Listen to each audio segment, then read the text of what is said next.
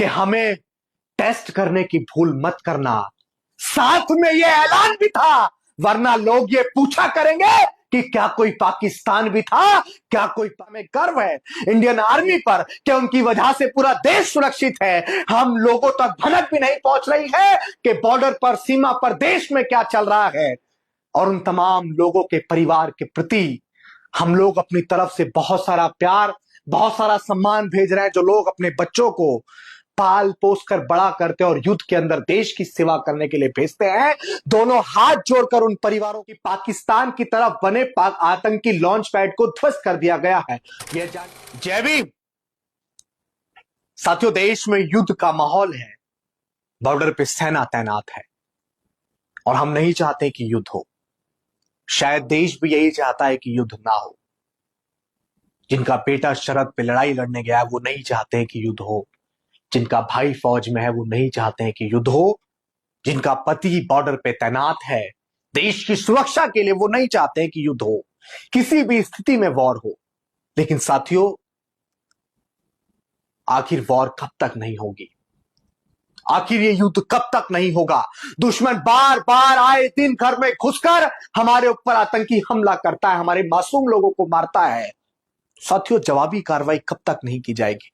पुलवामा में 40 से ज्यादा जवान मार दिए गए, संसद पे हमला हुआ, उरी हमला हुआ, कारगिल हमला हुआ, IC 814 हाईजैक हुआ और साथियों पहलगाम के अंदर 26 से ज्यादा निर्दोष लोगों को बड़ी बेरहमी से आतंकवादियों ने मार दिया। उसके विरोध में हमारे देश की सेना ने, हमारी आर्म फोर्सेस ने उसका हिसाब करते हुए पाकिस्तान के अंदर छुपे आतंकवादियों के 9 ठिकानों को निशाना बनाया और ऑपरेशन सिंदूर करके उनको ये मुंहतोड़ जवाब दिया। कहा कि ऑपरेशन सिंदूर करके नक्शा सारा झाड़ दिया और हमारी आर्मी ने पाकिस्तान के अंदर घुसकर आतंकवादियों को मौत के घाट उतार दिया, आतंकवादियों को मौत के घाट उतार दिया। लेकिन साथियों, हमारी सेना ने पाकिस्तान के अंदर रहने वाले किसी भी निर्दोष को निशाना नहीं बनाया, किसी भी आम जनमानस को कोई क्षति नहीं पहुंचाई। लेकिन पाकिस्तान निकम्मा, वो कमीना जिसकी फितरत हमेशा से देश के अंदर, विश्व के अंदर आतंक फैलाने की रही है, उसने फिर से उन आतंकवादियों की मौत का बदला लेने के लिए पुंछ के अंदर गोलीबारी की और इतनी बेरहमी से गोलीबारी की कि फिर से हमारे 14 से ज्यादा लोग पुंछ के अंदर मारे गए, 43-44 से ज्यादा लोग घायल हुए। इससे यह साबित होता है कि पाकिस्तान आतंक का आका है, पाकिस्तान अपने घर में आतंकवादियों को छुपा के रखता है। और साथियों, उसके बाद लगातार युद्ध की स्थिति बनी हुई थी, क्योंकि पाकिस्तान ने जब युद्ध छेड़ा तो भारत भी पीछे नहीं हटा। पाकिस्तान ने बहुत सारे कायराना हरकतें की, पाकिस्तान ने उधर से बहुत सारे ड्रोन फेंके, लेकिन हमारे देश की सेना ने हवा में उन तमाम ड्रोनों को क्षतिग्रस्त कर दिया। देश के अंदर कोई भी हमला नहीं हुआ। उसके बाद अपने ऑफिशियल ट्विटर हैंडल से 10 मई को डोनाल्ड जे ट्रंप, अमेरिकी राष्ट्रपति ने यह ट्वीट किया कि मुझे इस बात को बताते हुए बेहद खुशी हो रही है कि इंडिया और पाकिस्तान के बीच जो युद्ध चल रहा था उसको सीज फायर के तहत पूर्ण रूप से रोक दिया गया है और दोनों ने अपनी बुद्धिमत्ता दिखाई है। लेकिन अब मैं डोनाल्ड जे ट्रंप से पूछना चाहता हूं कि उसके बाद पाकिस्तान ने फिर से सीज फायर को तोड़ा गया और पाकिस्तान ने फिर से देश के अंदर, जम्मू कश्मीर के अंदर बहुत सारी जगह पे आतंकी हमले करने का प्रयास किया है। ऐसी खबरें, ऐसी न्यूज पहुंच रही है। अब का देश है, हम लोगों ने अहिंसा को सबसे पहले फर्स्ट प्रायोरिटी दी है। लेकिन अहिंसावादी कब तक बनेंगे?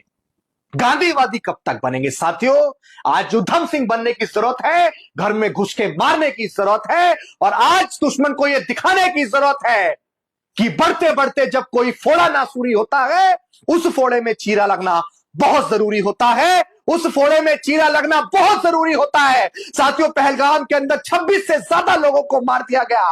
पूरे देश को इस बात की जरा भी भनक नहीं थी कि आज के दिन हमारे मासूम लोगों को बेरहमी से मार दिया जाएगा। और जो लोग कहते हैं कि डॉक्टर बाबा साहेब अम्बेडकर ने और भारत के संविधान ने इस देश को क्या दिया है, तो डॉक्टर बाबा साहेब अम्बेडकर वही शख्स है जिन्होंने हिंदू कोड बिल लागू न होने पर अपने कानून मंत्री के पद से इस्तीफा दिया था, क्योंकि वो इस देश की महिलाओं को समता समानता का अधिकार दिलाना चाहते थे।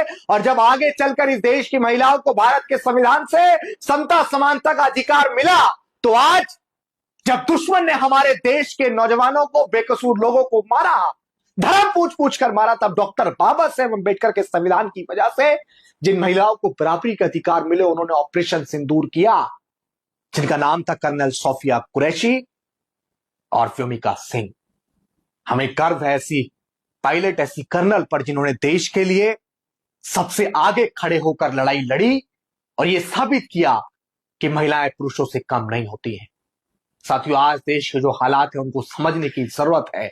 पाकिस्तान अपना सैनिक डिप्लॉयमेंट बढ़ा रहा है, यह जानकारी भारत ने दी है। तो क्या यह मतलब निकाला जाएगा कि ड्रोन और लड़ाकू हमलों के बाद पाकिस्तान जमीन से लड़ने की तैयारी में है? इस जानकारी से यह समझ बदलती है, और बदलनी भी चाहिए, कि पाकिस्तान उकसा नहीं रहा है, बल्कि युद्ध के मैदान में उतरने की तैयारी कर चुका है।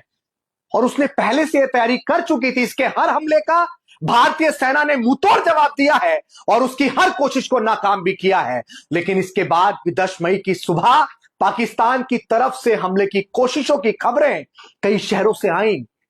पाकिस्तान की तरफ से किए जा रहे इन हमलों के बीच सुबह सुबह यह भी खबर आई है कि भारत की सेना ने यह तस्वीरें जारी करते हुए बताया है कि इन जगहों से भारत पर आतंकी हमले की ट्रेनिंग दी जा रही थी। सेना ने अपने ट्वीट में कहा है कि पाकिस्तान की तरफ बने आतंकी लॉन्च पैड को ध्वस्त कर दिया गया है। यह जानकारी सेना की तरफ से ही दी गई कि नियंत्रण रेखा के पास पाकिस्तानी इलाके में आतंकी लॉन्च पैड को नष्ट कर दिया गया है। इसी के साथ यह भी जानकारी मीडिया में चल रही है कि भारत ने मुंबई हमले में शामिल आतंकवादी अबू जिंदाल को मार गिराया है।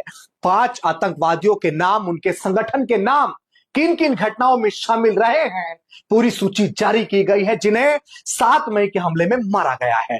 9 और 10 मई की आधिकारिक सूचनाओं को मिलाकर देखिए तो यही नजर आता है कि पाकिस्तान जमीन से लेकर आसमान के रास्ते हमले की व्यापक तैयारी पहले से ही कर चुका होगा।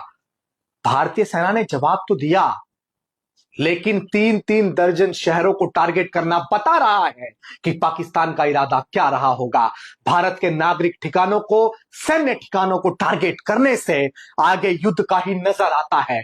पाकिस्तान की रणनीति को देखते हुए लगता है कि पहलगाम में आतंकी हमला केवल आतंकी हमला नहीं था, इसके पीछे एक लंबी साजिश और तैयारी रही होगी ताकि भारत जवाबी कार्रवाई के लिए मजबूर हो सके और उसे युद्ध में झोंक दिया जाए।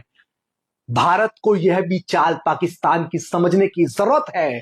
हम इस वीडियो में 10 मई की प्रेस कॉन्फ्रेंस में जो भी आधिकारिक सूचनाएं दी गई उसकी तो बात करेंगे ही। एक एक सूचना को ध्यान से सुनिए। इस समय की खबरों को मार दिया, घुस गया, हमारी गोदी मीडिया, मोदी मीडिया देश के अंदर इस तरह की चर्चाएं फैला रही है ऐसे एंकरों से, आप लोग किसी भी बहकावे में मत आइएगा। आज देश में यह भी एक बड़ी जिम्मेदारी का काम है कि आप किसी भी खबर को सिर्फ इसलिए ना सुन लें कि गोदी मीडिया चिल्ला चिल्ला कर, चीख चीख कर उसको कह रहा है। यह भी एक बड़ी जिम्मेदारी का काम है। आप प्रेस कॉन्फ्रेंस सुनिए सोफिया कुरैशी जो इस ऑपरेशन को लीड कर रही है। नियंत्रण रेखा पर पाकिस्तान ने ड्रोन, घुसपैठ और भारी तोपखाना गोलाबारी के कई प्रयास किए। कुपवाड़ा, बारामूला, पुंछ, राजौरी और अखनूर सेक्टर्स में तोप, मोर्टार एवं हल्के हथियारों से भीषण गोलाबारी जारी रही। भारतीय सेना ने प्रभावी व तुलनात्मक प्रत्युत्तर देते हुए पाक सेना को काफी क्षति पहुंचाई। पाकिस्तान सेना के अग्रिम क्षेत्रों में सैनिकों की डिप्लॉयमेंट बढ़ती दिख रही है, जो स्थिति को और भड़काने की मंशा दर्शाती है। भारतीय सशस्त्र बल पूर्ण परिचालन तत्परता की स्थिति में है। अभी तक सभी शत्रुतापूर्ण कार्रवाइयों का प्रभावी ढंग से सामना कर उपयुक्त जवाब दिया गया है। भारतीय सशस्त्र बल दोहराते हैं कि वे तनाव वृद्धि नहीं चाहते, बशर्ते पाकिस्तान भी ऐसा ही व्यवहार करे। एक पंक्ति में यह बात बताई गई है कि पाक सेना के अग्रिम क्षेत्रों में सैनिकों की डिप्लॉयमेंट बढ़ रही है, लेकिन इसका मतलब बहुत गहरा है और इसी पर ध्यान देने की बात है कि क्या पाकिस्तान लंबी लड़ाई की तैयारी कर रहा है, सीमा की तरफ बढ़ रहा है और जमीन से हमले की योजना बनाने लगा है। तो अब इसे देखते हुए यह भी समझ में आ रहा है कि दुनिया के देश पाकिस्तान को लेकर क्यों चुप हैं और पाकिस्तान का मनोबल किस आधार पर इतना बढ़ता जा रहा है। 4 दिनों से पाकिस्तान इतने व्यापक इलाकों पर तरह तरह से हमले कर रहा है। भारतीय सेना सब्र के साथ जवाब भी दे रही है। यहां से अब किसी को भी दिखना चाहिए कि अब पाकिस्तान भारत के संयम का इम्तिहान लेने लगा है। भारत की संतुलित कार्रवाई को और उकसावे में ना आने की रणनीति से इसके हौसले बढ़ रहे हैं।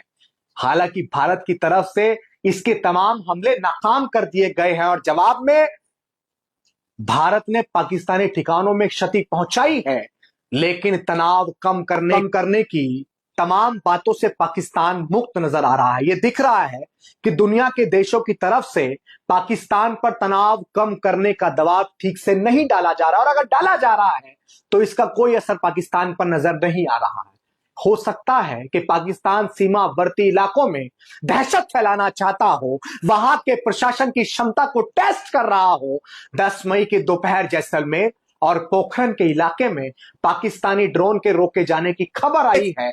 इससे यह साबित होता है कि या तो पाकिस्तान हमें कमजोर समझने की भूल कर रहा है, या फिर पाकिस्तान को 1965 याद नहीं है, या फिर पाकिस्तान को 1971 याद नहीं है, या फिर पाकिस्तान को 1999 याद नहीं है, जिसमें भारत ने उसे पटकनी दी थी। उसे यह एहसास कराया था कि जब जब तू हमसे गद्दार, एक कमीने पाकिस्तान, जब जब तू हमसे लड़ने आएगा तो अपनी उल्टी गिनती शुरू करवाने आएगा। और इस बार उसने फिर यही गलती की है।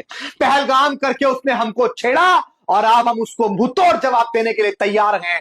ऑपरेशन सिंदूर ने नक्शा सारा झाड़ दिया और पाकिस्तान के अंदर घुसकर हर आतंकवादी को मेरी सेना ने मौत के घाट उतार दिया। सेना ने मौत के घाट उतार दिया। और मैं इस कमीने पाकिस्तान से, इस आतंक के आका से कहना चाहता हूं कि हमें टेस्ट करने की भूल मत करना।